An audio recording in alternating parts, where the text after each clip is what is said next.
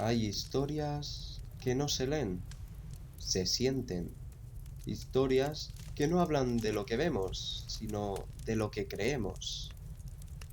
Hoy te traigo una de esas leyendas. Bienvenido. Estás escuchando El Molinero de Libros. Hoy escucharás una de las leyendas más célebres de Gustavo Adolfo Bécquer. Esto es El Rayo de Luna.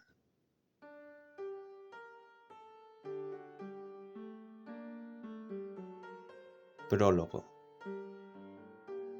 Yo no sé si esto es una historia que parece un cuento o un cuento que parece historia. Lo que puedo decir es que en el fondo hay una verdad muy triste, de las que acaso yo seré uno de los últimos en aprovecharme, dadas mis condiciones de imaginación. Otro, con esta idea, tal vez hubiera hecho un tomo de filosofía lacrimosa. Yo he escrito esta leyenda que, a los que nada vean en su fondo, al menos podrá entretenerles un rato. Capítulo primero. Era noble. Había nacido entre el estruendo de las armas, y el insólito clamor de una trompa de guerra no le hubiera hecho levantar la cabeza un instante ni apartar sus ojos un punto del oscuro pergamino en que leía la última cántiga de un trovador. Los que quisieran encontrarle no lo debían buscar en el anchuso patio de su castillo, donde los parafrenos domaban los potros, los pajes enseñaban a volar a los halcones y los soldados entretenían los días de reposo en afilar el hierro de su lanza contra una piedra. ¿Dónde está Manrique? ¿Dónde está vuestro señor?, preguntaba algunas veces su madre. No sabemos, respondían sus servidores. ¿Acaso estará en el claustro del monasterio de la Peña, sentado al borde de una tumba, prestando a oído a ver si sorprende alguna palabra de la conversación de los muertos? ¿O en el puente, mirando correr unas tras otras las olas del río por debajo de sus arcos? ¿O acurrucado en la quiebra de una roca y entretenido en contar las estrellas del cielo? ¿En seguir una nube con la vista o contemplar los fuegos fatuos que cruzan como exhalaciones sobre el haz de las lagunas?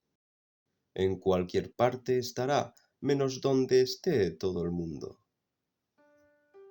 En efecto, Manrique amaba la soledad, y la amaba de tal modo que algunas veces hubiera deseado no tener sombra, porque su sombra no le siguiese a todas partes. Amaba la soledad porque en su seno, dando rienda suelta a la imaginación, forjaba un mundo fantástico, habitado por extrañas creaciones, hijas de sus delirios y sus ensueños de poeta, tanto que nunca le habían satisfecho las formas en que pudiera encerrar sus pensamientos, y nunca los había encerrado al escribirlos.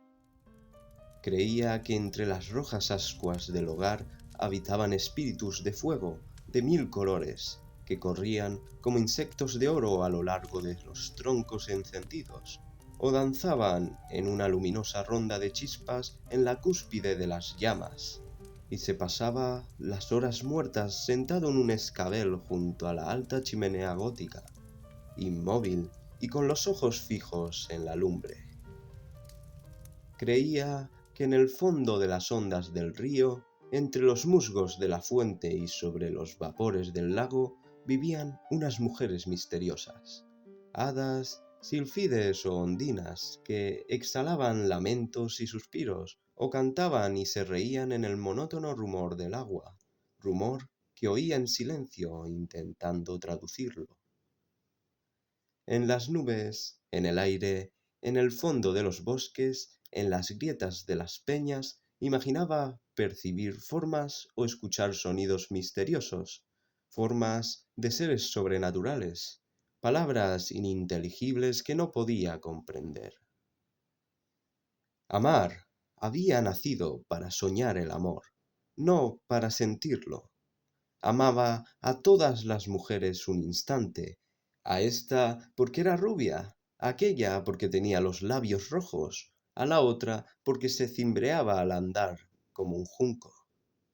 Algunas veces llegaba a su delirio hasta el punto de quedarse una noche entera mirando la luna, que flotaba en el cielo entre un vapor de plata, o a las estrellas que temblaban a lo lejos como los cambiantes de las piedras preciosas.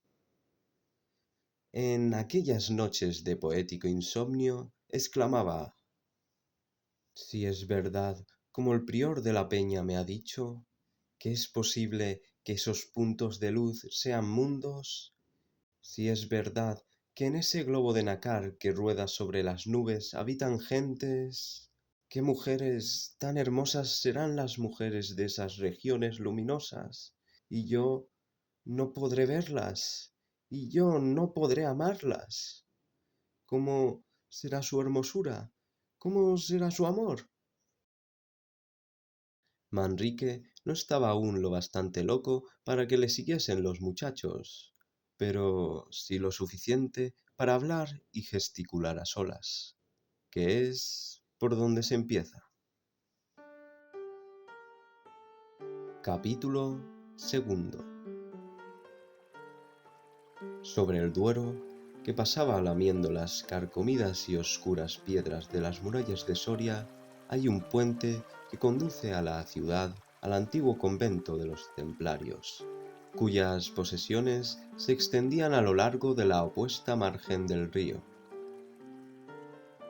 En la época a que nos referimos, los caballeros de la Orden habían ya abandonado sus históricas fortalezas, pero aún quedaba en pie los restos de los anchos torreones de sus muros. Aún se veían, como en parte se ven hoy, cubiertos de hiedra y campanillas blancas. Los macizos arcos de su claustro, las prolongadas galerías ojivales de sus patios de armas, en las que suspiraba el viento con un gemido agitando las altas hierbas. En los huertos y en los jardines, cuyos senderos no hollaban hacía muchos años las plantas de los religiosos, la vegetación, abandonada a sí misma, desplegaba todas sus galas, sin temor de que la mano del hombre la mutilase, creyendo embellecerla. Las plantas trepadoras subían encaramándose por los añosos troncos de los árboles. Las sombrías calles de álamos, cuyas copas se tocaban y se confundían entre sí, se habían cubierto de césped.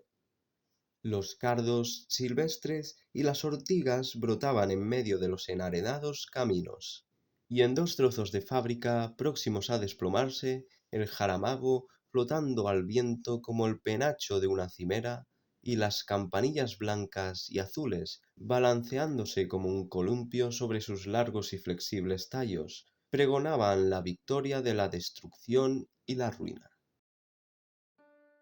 Era de noche, una noche de verano, templada, llena de perfumes y de rumores apacibles, y con una luna blanca y serena en mitad del cielo azul, luminoso y transparente. Manrique, presa de su imaginación, de un vértigo de poesía, después de atravesar el puente, desde donde contempló un momento la negra silueta de la ciudad, que se destacaba sobre el fondo de algunas nubes blanquecinas y ligeras arrolladas en el horizonte, se internó en las desiertas ruinas de los templarios. La medianoche tocaba su punto. La luna, que se había ido remontando lentamente, estaba ya en lo más alto del cielo, cuando al entrar en una oscura alameda que conducía desde el derruido claustro a la margen del Duero, Manrique exhaló un grito leve y ahogado, mezcla extraña de sorpresa, de temor y de júbilo. En el fondo de la sombría alameda había visto agitarse una cosa blanca que flotó un momento y desapareció en la oscuridad. La orla del traje de una mujer que había cruzado el sendero y se ocultaba entre el follaje, en el mismo instante en el que el loco soñador de quimieras o imposibles penetraba en los jardines. Una mujer desconocida en este sitio a estas horas. Esa es la mujer que yo busco, exclamó Manrique, y se lanzó en su seguimiento, rápido, como una saeta. Capítulo 3. Llegó al punto en que había visto perderse entre la espesura de las ramas a la mujer misteriosa. Había desaparecido. ¿Por dónde? Allá lejos, muy lejos, creyó divisar por entre los cruzados troncos de los árboles como una claridad o una forma blanca que se movía. Es ella, que lleva alas en los pies y huye como una sombra, dijo y se precipitó en su busca, separando con las manos las redes de hiedra que se extendían como un tapiz de unos a otros álamos. Llegó rompiendo por entre la maleza y las plantas parásitas hasta una especie de rellano que iluminaba la claridad del cielo. Nadie. ¡Ah! Por aquí va, exclamó entonces. Oigo sus pisadas sobre las hojas secas y el crujido de su traje que arrastra por el suelo y roza los arbustos. Y corría, como un loco de aquí para allá, y no la veía. Pero siguen sonando sus pisadas, murmuró otra vez. Creo que ha hablado, no hay duda, ha hablado. El viento que suspira entre las ramas, las hojas que parece que rezan en voz baja, me han impedido oír lo que ha dicho, pero no hay duda, va por ahí, ha hablado, ha hablado. ¿En qué idioma? No sé, pero es una lengua extranjera. Y tornó a correr en su seguimiento, unas veces creyendo verla, otras pensando oírla, ya notando que las ramas por entre las cuales había desaparecido se movían, ya imaginando distinguir en la arena la huella de sus propios pies. Luego, firmemente persuadido de que un perfume especial que aspiraba a intervalos era un aroma perteneciente a aquella mujer, que se burlaba de él, complaciéndose en huirle por entre aquellas intricadas malezas. Afán inútil. Vagó algunas horas de un lado a otro fuera de sí, ya parándose a escuchar, ya deslizándose con las mayores precauciones sobre la hierba, ya en una cacería frenética y desesperada, avanzando por entre los inmensos jardines que bordaban la margen del río. Llegó al fin al pie de las rocas, sobre que se eleva la ermita de San Saturio. Tal vez desde esta altura podré orientarme para seguir mis pesquisas a través de ese confuso laberinto, exclamó, trepando de peña en peña con la ayuda de su daga. Llegó a la cima, desde la que se descubre la ciudad de Lontananza y una gran parte del Duero que se retuerce a sus pies, arrastrando una corriente impetuosa y oscura por entre las corvas márgenes que lo encarcelan. Manrique, una vez en lo alto de las rocas, tendió la vista a su alrededor, pero al tenderla y fijarla al cabo en un punto, no pudo contener una blasfemia. La luz de la luna rielaba, chispeando en la estela que dejaba en pos de sí una barca que se dirigía a todo remo a la orilla opuesta. En aquella barca había creído distinguir una forma blanca y esbelta, una mujer sin duda, la mujer que había visto en los templarios, la mujer de sus sueños, la realización de sus más locas esperanzas. Se descolgó de las peñas con la agilidad de un gamo, arrojó al suelo la gorra, cuya redonda y larga pluma podía embarazarle para correr, y desnudándose de su ancho capotillo de terciopelo, partió con una exhalación hacia el puente. Pensaba atravesarlo y llegar a la ciudad antes de que la barca tocase la otra orilla. ¡Locura! Cuando Manrique llegó jadeante y cubierto de sudor a la entrada, ya los habían atravesado el Duero por la parte de San Saturio. Entraban en Soria por una de las puertas del muro, que en aquel tiempo llegaba hasta la margen del río, en cuyas aguas se retrataban sus pardas almenas. Capítulo cuarto. Aunque desvanecida su esperanza de alcanzar a los que habían entrado por el pórtico de San Saturio, no por eso nuestro héroe perdió la de saber la casa que en la ciudad podía albergarlos. Fija en su mente esta idea, penetró en la población y dirigiéndose hacia el barrio de San Juan, comenzó a vagar por sus calles a la aventura.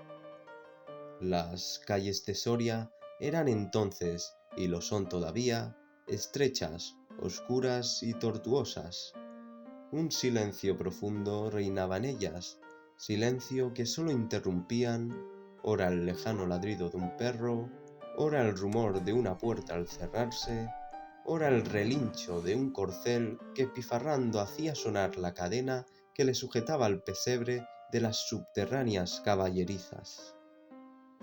Manrique, con el oído atento a estos rumores de la noche, que unas veces le parecían los pasos de algunas personas que habían doblado ya la última esquina de un callejón desierto, otras, voces confusas de gentes que hablaban a sus espaldas y que a cada momento esperaba ver a su lado.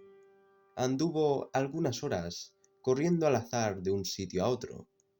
Por último, se detuvo al pie de un caserón de piedra, oscuro y antiquísimo, y al detenerse brillaron sus ojos con una indescriptible expresión de alegría.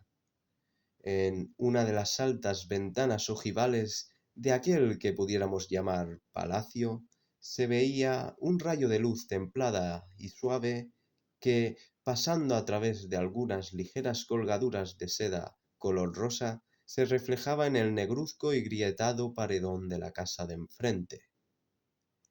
No cabe duda, aquí vive mi desconocida, murmuró el joven en voz baja, sin apartar un punto sus ojos de la ventana gótica. Aquí vive. Ella entró por el póstigo de San Saturio. Por el póstigo de San Saturio se viene a este barrio.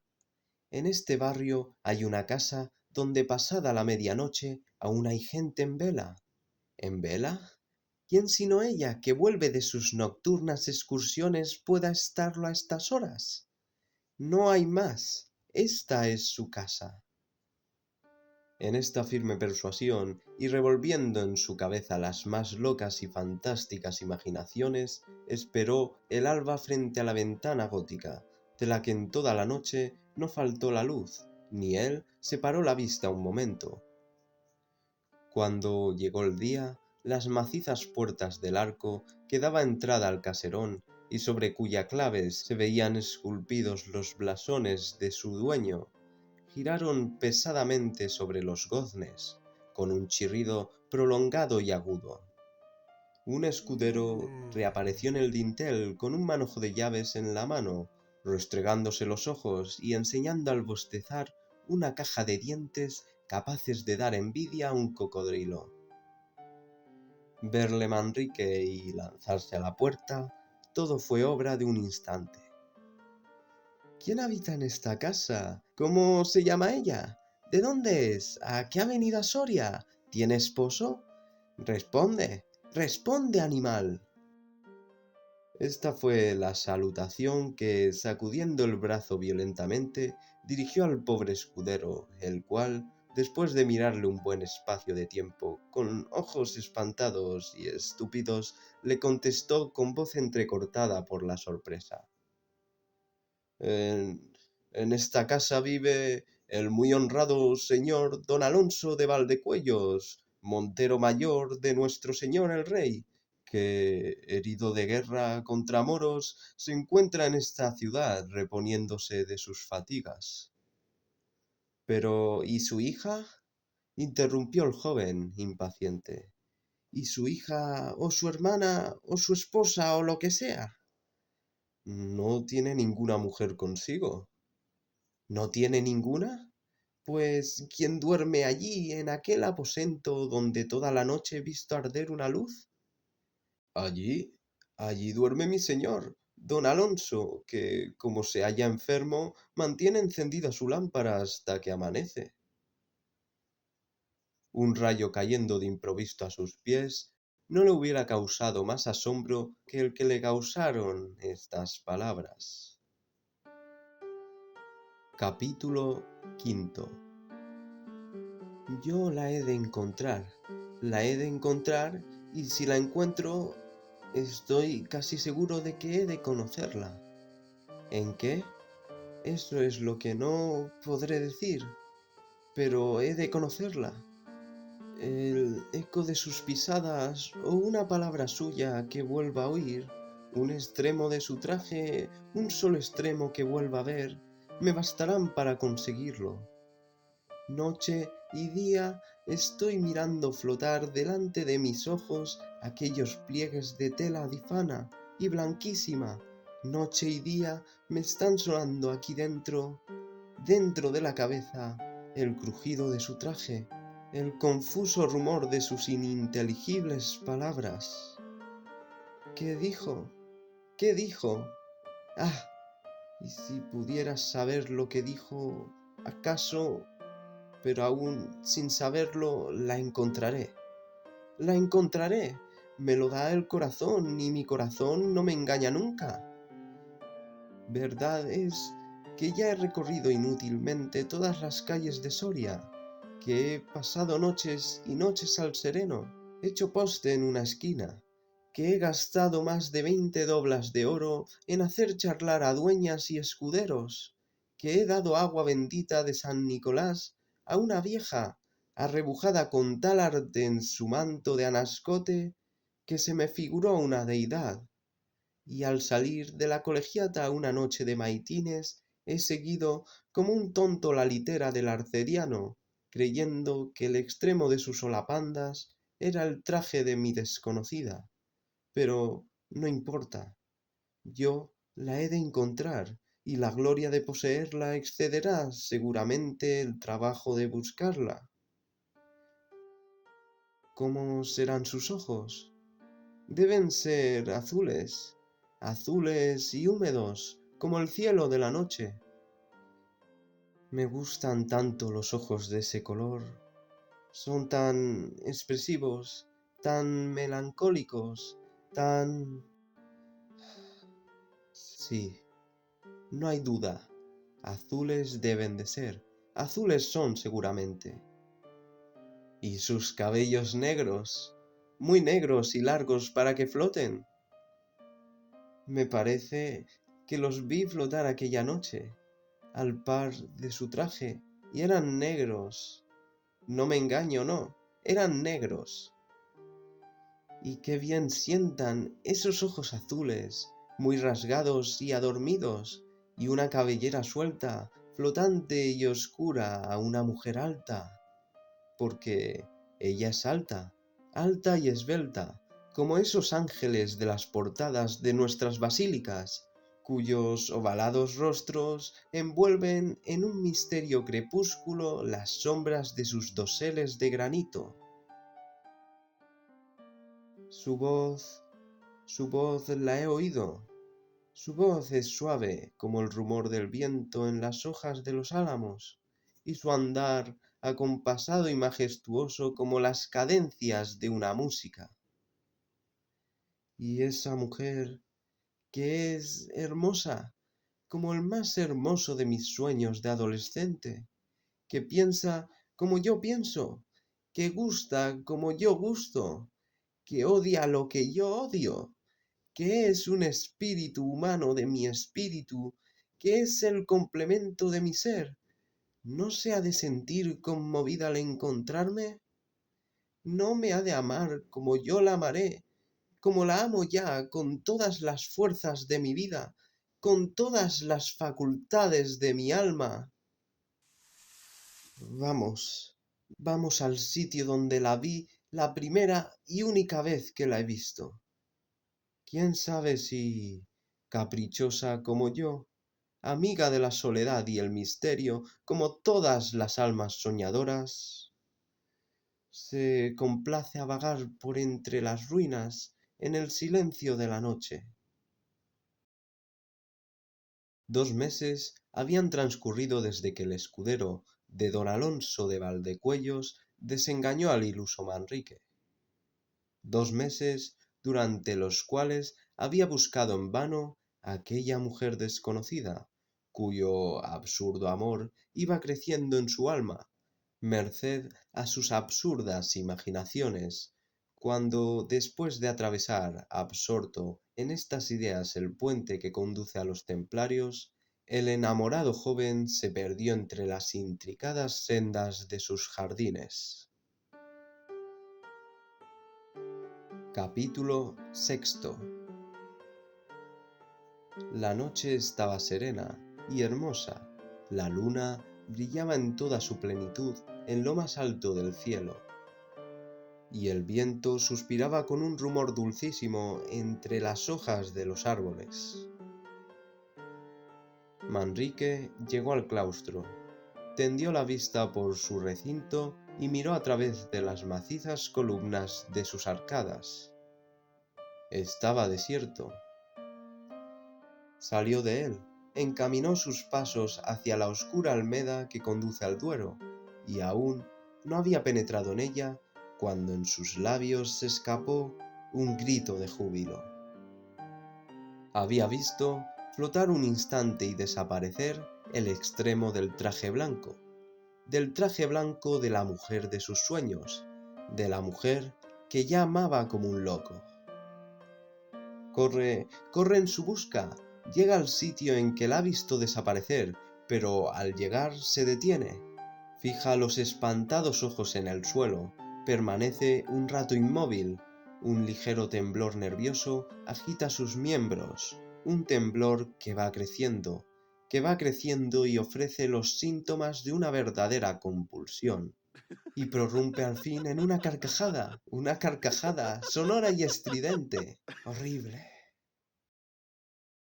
Aquella cosa blanca, ligera, flotante, había vuelto a brillar ante sus ojos, pero había brillado a sus pies un instante, no más que un instante.